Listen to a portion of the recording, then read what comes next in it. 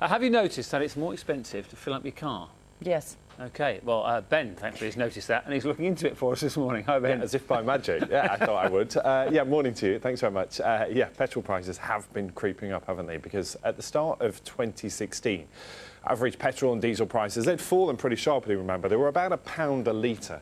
And all of that was pretty much down to the fall in the price of oil on the wholesale markets around the world. You can see back there, 2016. But, and there's always a but, isn't there? Since then, prices have slowly and steadily been creeping up. The most recent figures show that average petrol prices are 123 pence a litre. Diesel is at 127 pence. That is the highest since December of 2014. And as I say, it's all down to what's actually happening on the global oil markets. Well, James Spencer is with me from Portland Fuel. James, morning to you. Morning, Ben. I mean, that point about the global oil markets being, behind all this is really important. We can have a look at the graph of what's happened. And, the challenge is the fact that the two go very much hand in hand. But if we see what's happened to global oil prices on the global markets, pretty high, 2013, 2014, that's when we saw record prices at the pumps. Then they fell pretty significantly, and it's creeping back up. I suppose, first of all, just explain that for me. Why have we seen that? OK, so if we go right back to the beginning, 2013 there, this is when the shale oil revolution, which is kind of how it's referred to in the industry, that's beginning to come into play. So that's fracking. So the oil is becoming glutted, as the world is becoming glutted. So there's too much of it, essentially. Too much oil coming onto the market, and suddenly there's a glut. You see that in around the back end of 2014. The price absolutely plummets down to $28 a barrel in 2016. And what you've got there is a situation where the fracking, the frackers in America are beginning to go bust, or they're cutting back on production. And that's because the price has fallen so much they can't make money. So low, they can't make money, so they're packing it in, basically, so they're stopping.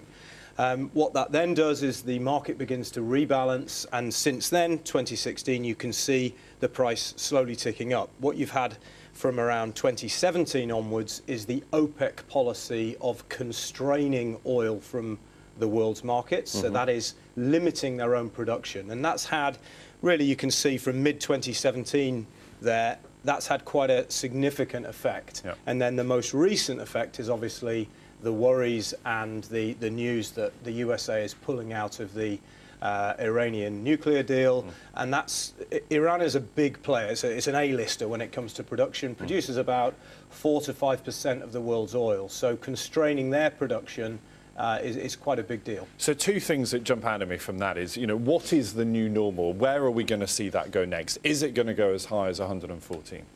Well, clearly, crystal ball time, and anybody who's been in the industry has got it wrong as often as they get it right.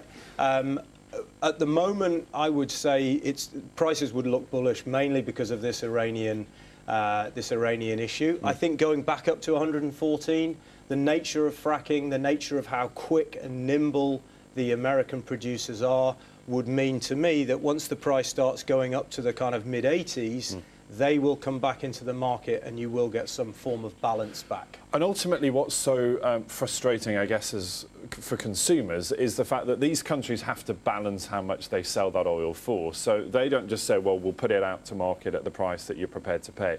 They will limit, as you touched on, supply to force the price back up. So they're manipulating the market, over which we have very little control. Yeah, I mean, it's not too much of a contentious thing to say that OPEC really have one policy, and that's to push the oil price up, because they're all dependent on high oil prices and they want the price high. And really their plan has worked, and of course they've been in partnership or unofficial partnership with Russia, who has also limited production.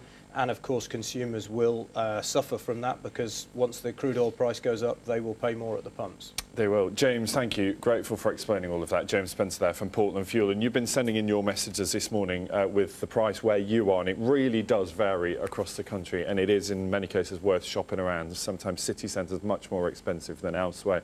But let us know what it is where you are. More from me after 7. You make a good point. Thank you very much. Thank you.